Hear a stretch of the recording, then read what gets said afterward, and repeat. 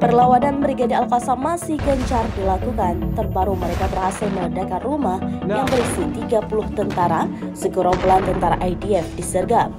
Brigade Al-Qassam sukses meledakkan rumah yang berisi 30 tentara IDF di Khan Yunis. Banyak di antara mereka anggota IDF itu tewas dan terluka. Setelah memikat pasukan IDF yang terdiri dari 30 tentara ke dalam rumah tersebut diledakkan seluruhnya, meninggalkan mereka tewas dan terluka di Bani Suhaila, sebelah timur kota Khan Yunis.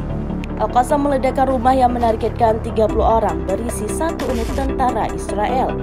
Brigade Al-Qassam, Sayap Militer Hamas mengumumkan bahwa para pejuangnya meledakkan sebuah rumah tempat 1 unit lebih dari 30 tentara pasukan pendudukan Israel bersembunyi pada Kamis sore di sebelah timur Khan Yunis di selatan Gaza. IDF mengaku pada hari Kamis bahwa 28 tentara terluka dalam pertempuran yang sedang berlangsung di Gaza selama 24 jam terakhir.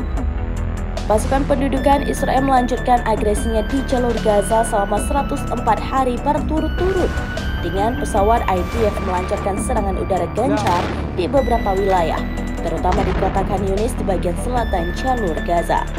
Jumlah korban di jajaran IDF mencapai 527 tentara tewas sejak 7 Oktober 2023 dengan 2.602 tentara dilaporkan terluka menurut angka yang dipublikasikan di situs resmi IDF.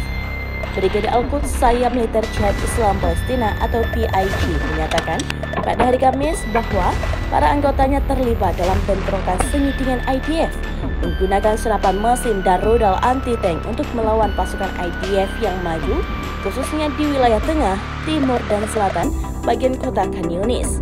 Mereka menambahkan bahwa anggotanya terlibat dalam bentrokan sengit dengan tentara dan kendaraan IDF yang menggunakan senapan mesin di timur Jabalia.